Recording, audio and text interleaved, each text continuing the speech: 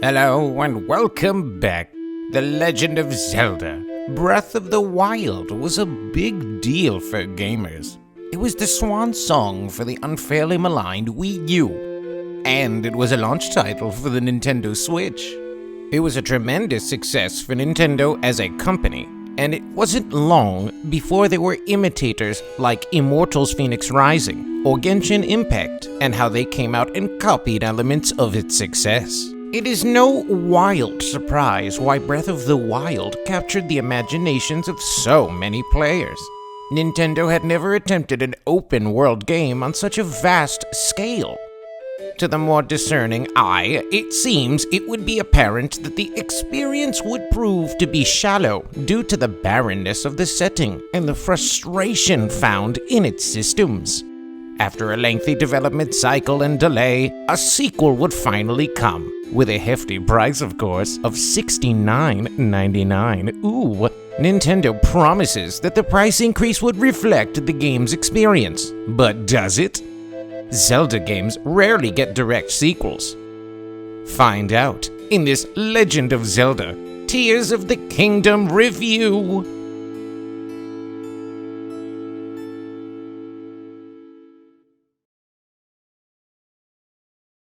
The Legend of Zelda, Tears of the Kingdom make a powerful first impression. The new Sky Island setting is visually striking, and Skyward Sword was never able to realize this concept, and it truly never felt like Link in the sky. The sky was effectively a loading area to transition the player from Skyloft to the surface below, and they always felt separated, like two cheeks being spread against their will. Tears of the Kingdom fully realized the dream of a massive, throbbing world where players can travel between floating islands that float thousands of feet in the sky and free fall to the loam of Hyrule. Not on top of me, but on top of settings in the sky and a remixed version of Breath of the Wild's Hyrule, there is also a vast underworld of depths that span the size of the kingdom above.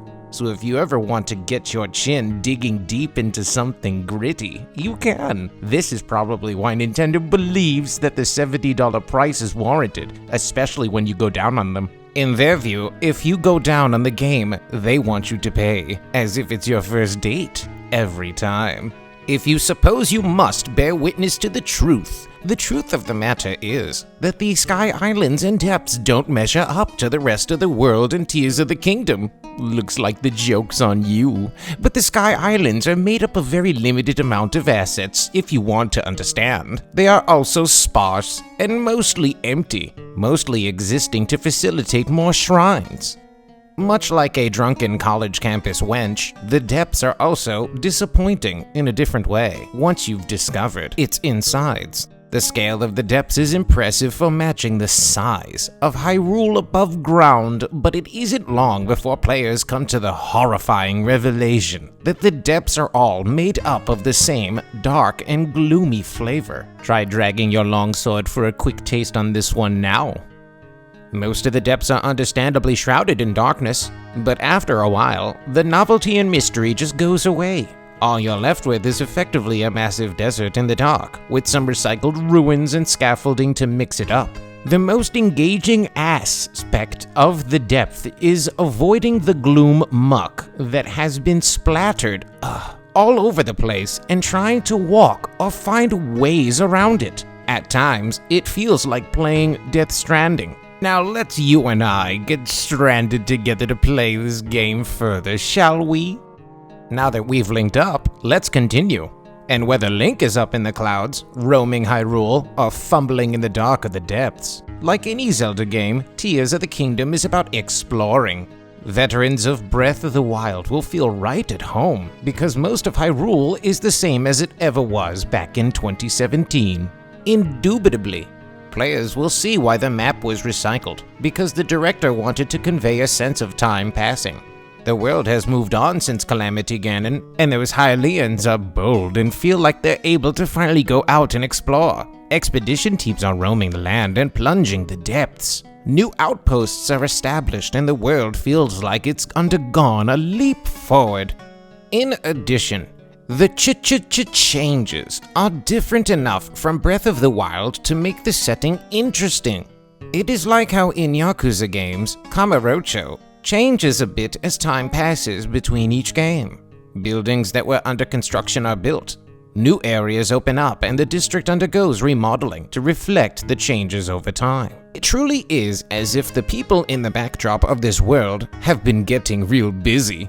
There are times where this is so evident you can almost smell it. And that is the smell of success. For the dollar amount of $69.99, the Tears of the Kingdom does not go far enough with the changes to the existing version of Hyrule, unfortunately. The major additions are primarily the depths and the Sky Islands, which are too samey. It isn't like how Majora's Mask gave players an entirely new world to explore when comparing Termina to Hyrule.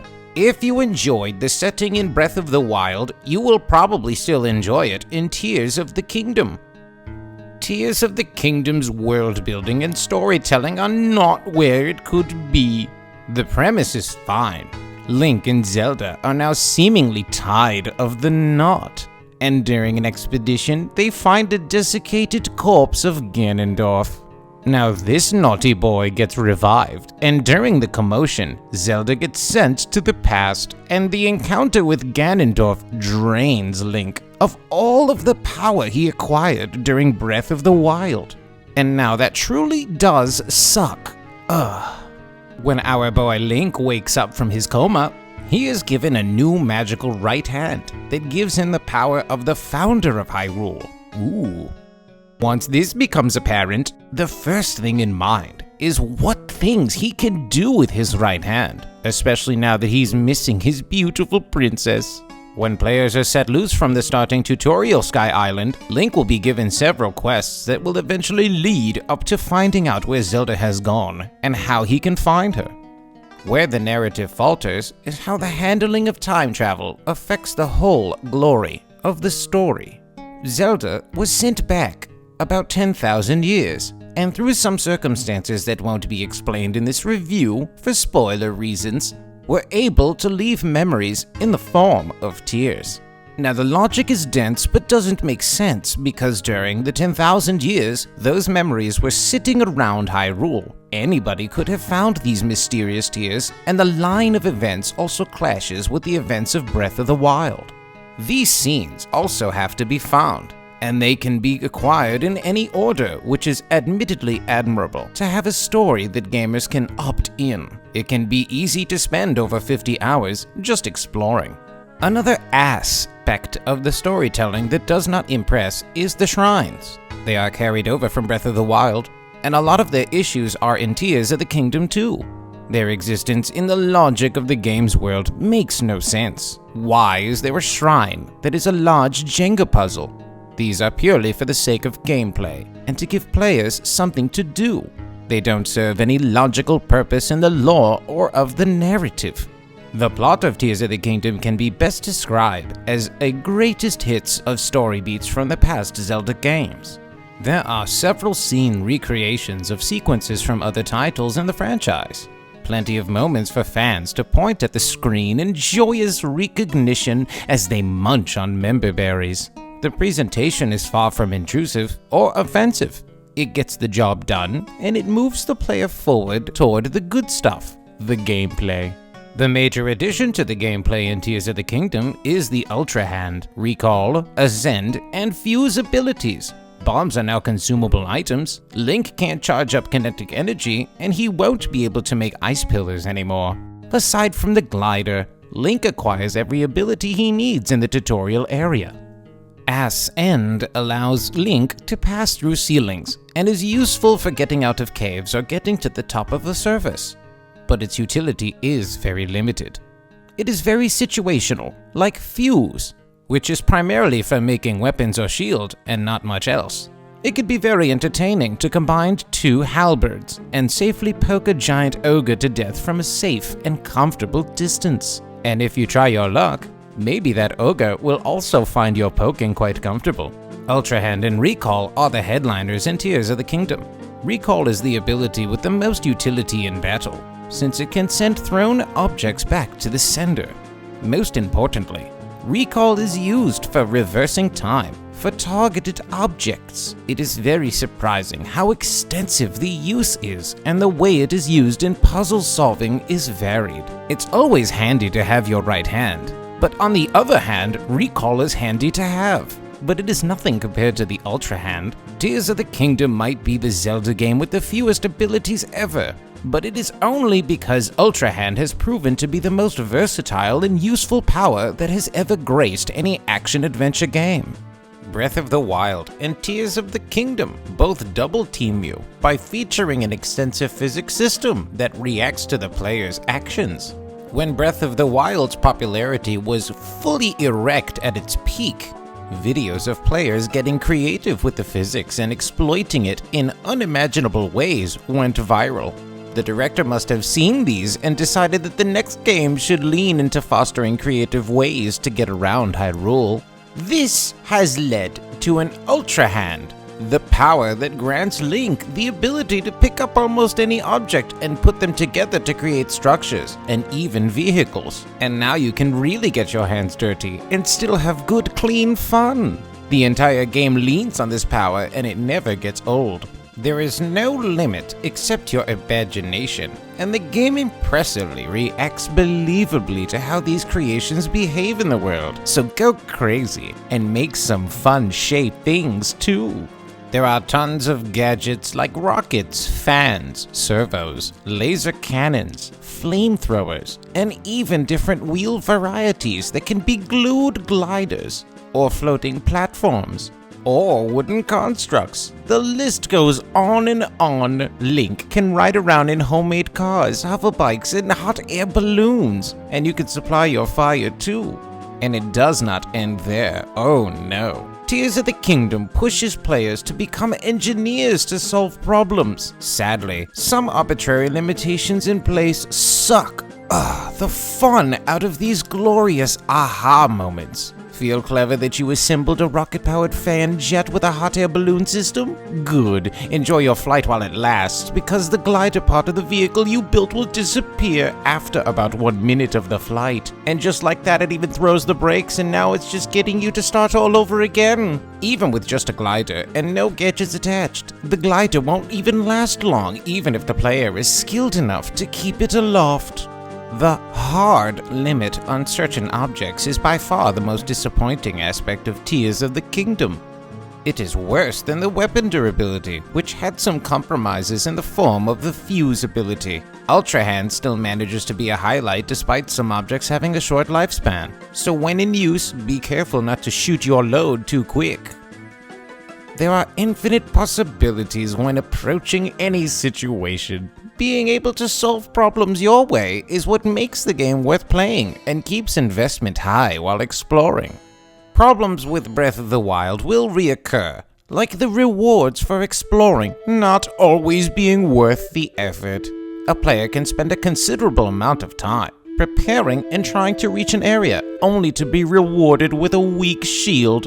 It's as if you would open a treasure chest after a long battle, only to find that when you open the top, a mere log would fall out. Which brings us back to how sometimes the game has fun with you. Tears of the Kingdom has shades of being a survival game. Link won't have to manage hunger or thirst, and he won't get tired. But he does have to mind the temperature. And sometimes so do I, especially when I really zero in on watching him work. Some environments are too hot, and if he isn't equipped for it, he can be utterly melted in no time. The same applies to the freezing atmosphere, which can also kill him if he isn't prepared. So make sure you keep him warm. Much like before, the weather also affects gameplay. Link will have a hard time climbing wet surfaces, but now he can craft a sticky potion to stick to walls, even when it rains. Imagine that. Sloppy and sticky, even when wet. The crafting mechanics are also the same as they were in Breath of the Wild, but now include more things to create and more items to fuse. Any monster part or pickup can be stuck on an arrow and shot, and effects will vary since everything has unique properties. As for combat, that has the same mechanics as seen in Breath of the Wild. It is the tried and true Z-targeting system, used since Ocarina of Time in 1996. The window for the flurry attack does feel like it might have been tightened up a bit, but aside from that, swordplay has hardly evolved when crossing swords with your enemy. In a way, combat has taken a step back since Twilight Princess. In that game, Link had a wider range of sword techniques that he could learn from the Skeleton Warrior of Time, and he can move and slash at the same time. It does seem like a missed opportunity not to expand Link's moveset in Tears of the Kingdom. In a game where Link can find himself completely unarmed, it would have made sense to allow him to at least throw a punch. The Legend of Zelda Tears of the Kingdom makes Breath of the Wild look more like a prototype. This sequel is a much more fleshed out game. Expect fewer instances of wastes of space, or those tests of strength shrines. Gamers who are not impressed by Breath of the Wild will still find that the game issues will affect their enjoyment in Tears of the Kingdom, and tears that will bring you if this is the case. If you liked Breath of the Wild, then you will be pleased and tickled that Tears of the Kingdom is more of it, but refined, and with more impressive physics and systems to mess around with. Breath of the Wild was missing something, and that something was Ultra Hand. It has a transformative effect on how players look at the world and how they can improvise solutions by tapping into their inner engineer. And at the end of the day, and at the end of this game, I still find myself yearning for Ultra Hand. After beating that game, I wanted to beat something else. Or preferably, have Link do it for me. Now that is something I can get creative with.